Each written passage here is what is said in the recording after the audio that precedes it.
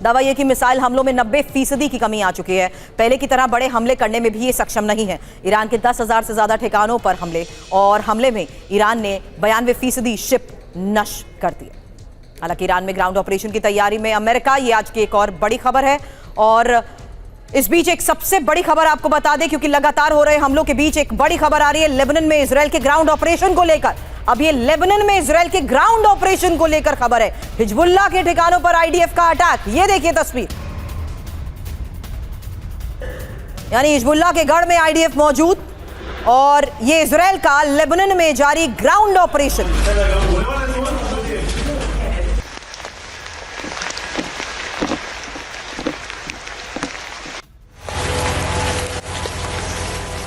Hezbollah के ठिकानों पर कैसे हमला हुआ उसकी एक तस्वीर पहले हमने आपको दिखाई। अब ये एक और तस्वीर है जिससे साफ है कि इजरायल कैसे अब लेबनान में ग्राउंड ऑपरेशन चला रहा है, यानी ग्राउंड फोर्स अब हिजबुल्लाह के गढ़ में ऑपरेशन।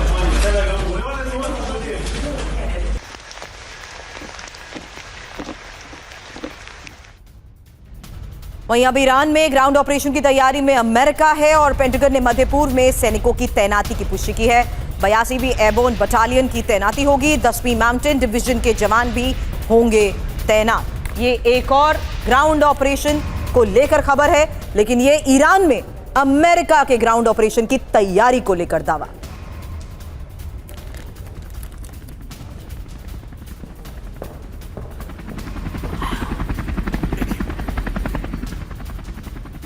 तो ईरान में अमेरिका का ग्राउंड ऑपरेशन, खबर क्या है? 82वीं एयरबोर्न बटालियन को उतारा जाएगा। खबर यह है कि 10वीं माउंटेन डिवीजन के जवान भी तैनात होंगे और करीब 7,000 अमेरिकी मरीन मध्य पूर्व पहुंचेंगे। ईरान के आसपास मरीन्स की तैनाती होगी। अमेरिका का टारगेट क्या? हॉर्मुज स्ट्रेट को सुरक्षित करना बड़ा लक्ष्य है। खर्क तेल हब पर ऑपरेशन की योजना, वहीं यूरेनियम स्टॉक सुरक्षित करने की भी योजना। यही वॉल स्ट्रीट जर्नल की रिपोर्ट में बड़ा दावा किया गया है।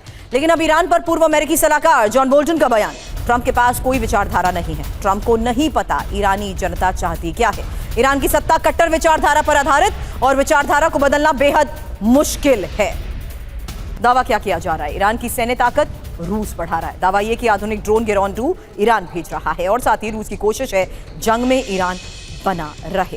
हालांकि ईरान की मदद क्यों की जा रही है, यह भी एक बड़ा सवाल है, क्योंकि ईरान को एडवांस और बेहतर ड्रोन की जरूरत है। अब तक 3,000 से ज्यादा ड्रोन्स हमले हो चुके हैं। अमेरिकी हमलों में कई ड्रोन कारखाने क्षतिग्रस्त भी हुए हैं। बड़ी बात यह है कि क्रेमलिन ने ईरान को हथियार देने के दावे को ही खारिज कर दिया है। मनीष, ये तो बड़े सवाल और इसको लेकर एक्सपर्ट्स भी दावे कर रहे हैं, क्योंकि ये युद्ध का 27वां दिन हो चुका है और ईरान जिस तरीके से स्टैंड आउट कर रहा है, ये स्टैंड आउट मैं इसलिए कह रही हूं क्योंकि प्रॉक्सीज एक तरफ जहां इजरायल को लगातार घेर रहे हैं, वहीं अभी थोड़ी देर पहले उस रिपोर्ट का मैंने जिक्र किया जहां पर अमेरिका में ही ये दावे किए जा रहे हैं कि कैसे ज्यादातर अमेरिकी बेस तक ईरान की पहुंच ने उन्हें वाकई चौंका दिया है। और अब तो एक और दावा कि डोनाल्ड ट्रंप के पास कोई विचारधारा ही नहीं है, यानी अब तो डोनाल्ड ट्रंप पूरी तरीके से फंस चुके हैं। ना वो विड्रॉ कर सकते हैं, ना वो बहुत हद तक आगे बढ़ सकते हैं।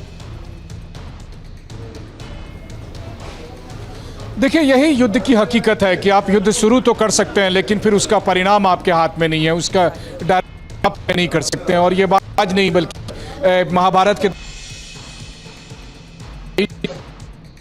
मनीष, थोड़ा सा लोकेशन चेंज करिए, आपका फ्रेम फ्रीज हो रहा है। जी बिल्कुल, देखिए इस वक्त मैं आपको दरअसल घर के अंदर आ गया। हाँ, इसीलिए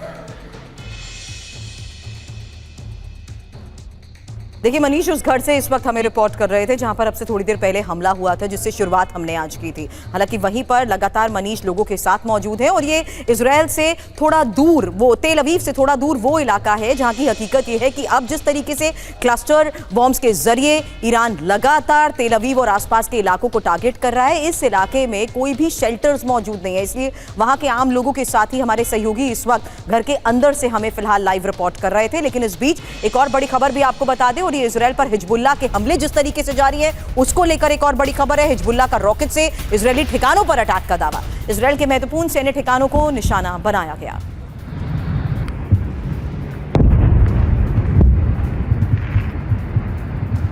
अब ईरान पर अमेरिका का बारूदी प्रहार, खबर है ईरान के मिसाइल लॉन्चर को तबाह किया गया। ईरान के ड्रोन लॉन्चर पर भी हमले तेज।